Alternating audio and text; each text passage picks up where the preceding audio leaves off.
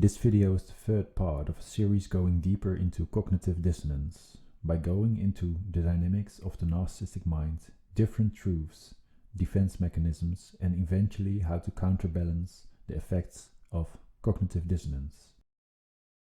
In this video, I will first go into my own experience, and then how it translates into more generalized defense mechanisms. I hope by sharing I can help others in recognizing manipulative behavior as a starting point to become more in control of how to deal with it, and more importantly, your own mind, thoughts, behavior and intuition. I hope these videos can be helpful to you.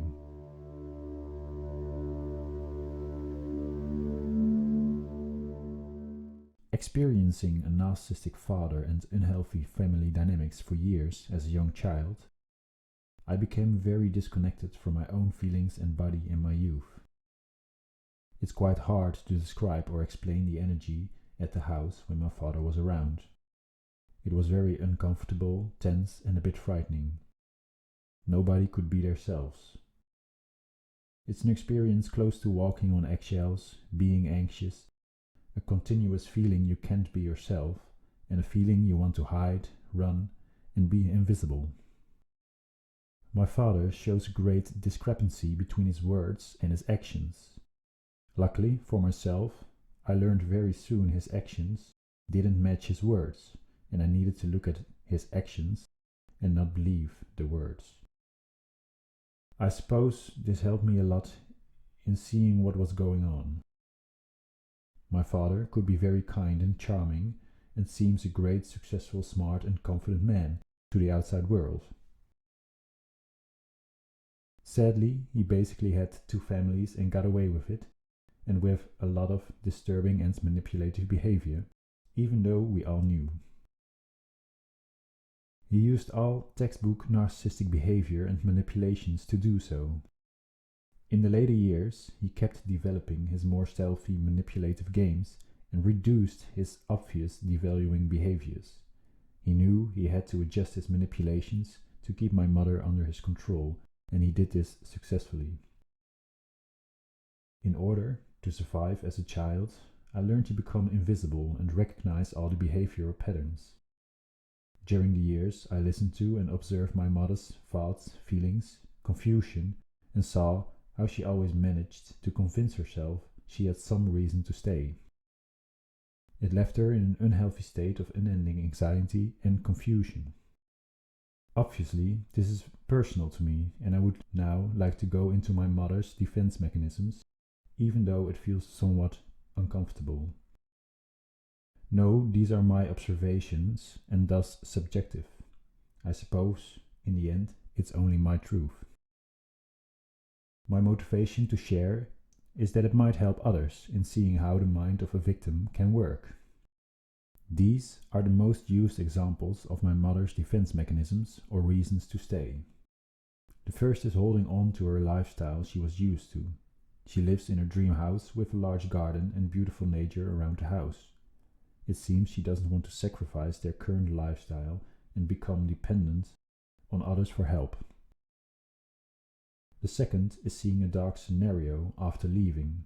She is scared she won't find a job and will need the help of others financially. She doesn't want to live in a small flat without a garden.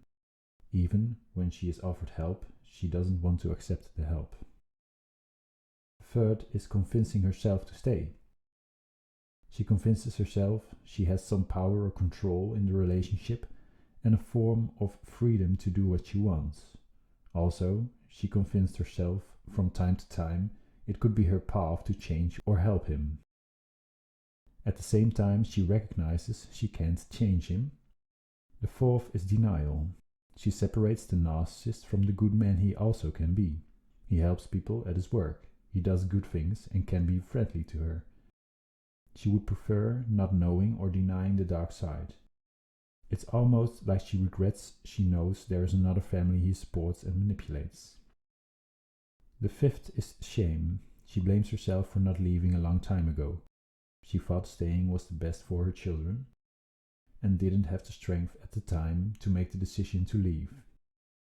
It feels like she made a commitment by staying at that time, and she doesn't want to waste this commitment.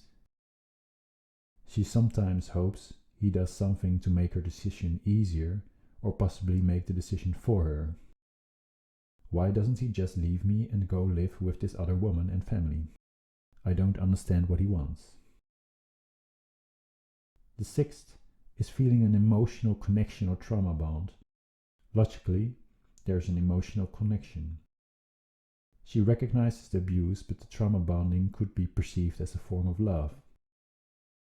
She has empathy for my father's tough youth and his childhood wounds, and might think he still tries. They have been together for a long time, and marriage is a commitment. My father still shows kindness and reduced his more obvious manipulative behaviors, which make her say it's not that bad and other marriages have problems as well. And lastly, there is passiveness. She always finds a reason to wait for a better time to leave. This could be the financial situation, or when she has even more definitive proof. It seems an endless postponing of breaking up and fooling yourself into thinking you will do it eventually. Now, all these mechanisms and reasons seem to be helpful to cope with the painful situation. The decision of her behavior is fixed, which is not to leave him, and thus the mind creates all these ways to reduce the discomfort of cognitive dissonance. She emphasizes all the fears and risks of leaving. She needs all these thoughts and defense mechanisms to survive and keep functioning because of her decision to stay.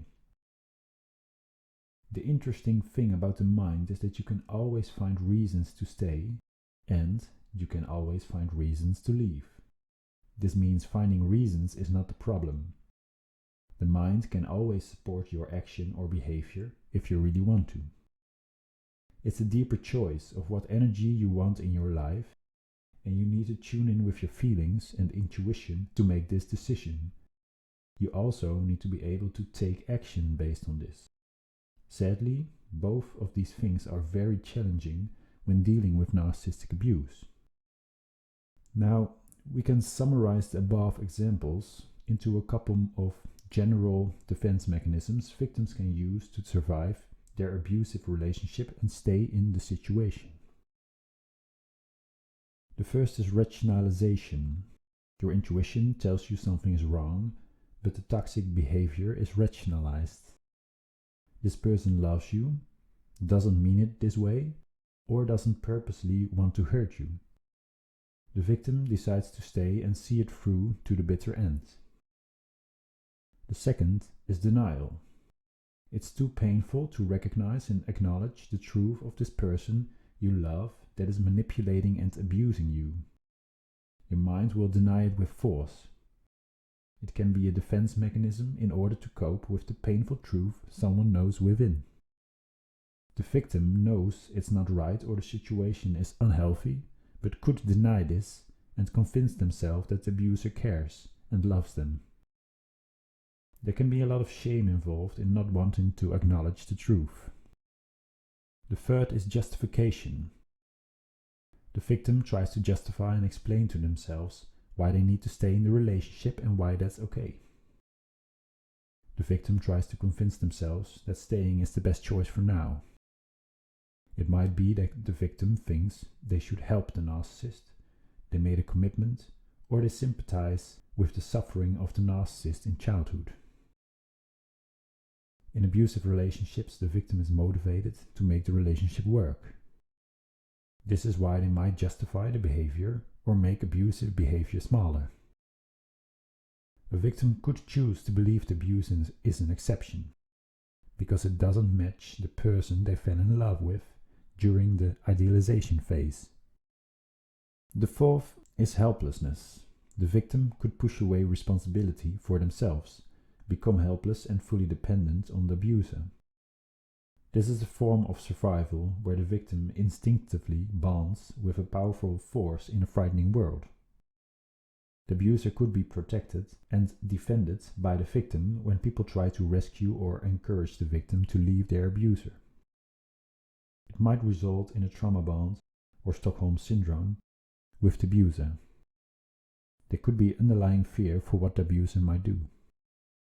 Now, all of the above mechanisms are ways to comfort yourself and reduce the pain and discomfort as a result of cognitive dissonance. It's necessary protection in order to survive when there is commitment to the action or decision to stay in the relationship. Sadly, it's an unhealthy situation that has a lot of impact on your mind and self-worth. It's a use of force in and against your mind, as there is also a knowledge deep within. There will probably be a lot of self-doubts, as there is no clarity anymore.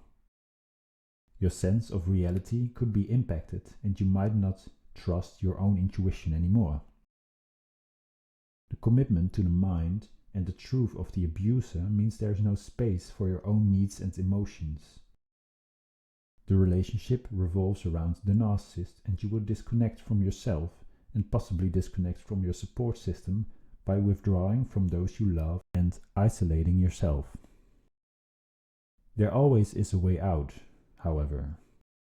It's within the power of action. Our beliefs and values change over time by growing up, learning and having experiences. Cognitive dissonance is about decision making. You can choose to decide to change behavior, change your belief, or choose to keep the discomfort. In a marriage or relationship, you always make efforts to make things work. You might support your spouse with rooting for a sports team you don't really care about. It's a different thing when you have to compromise your values or give things up, such as a job you love, or just your energy of being yourself.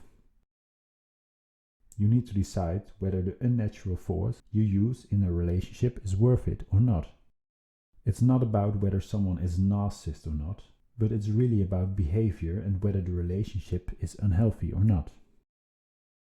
In my last video of this series, I will go deeper into possible actions to start taking small steps in the right direction and how to try to counterbalance the effects of cognitive dissonance.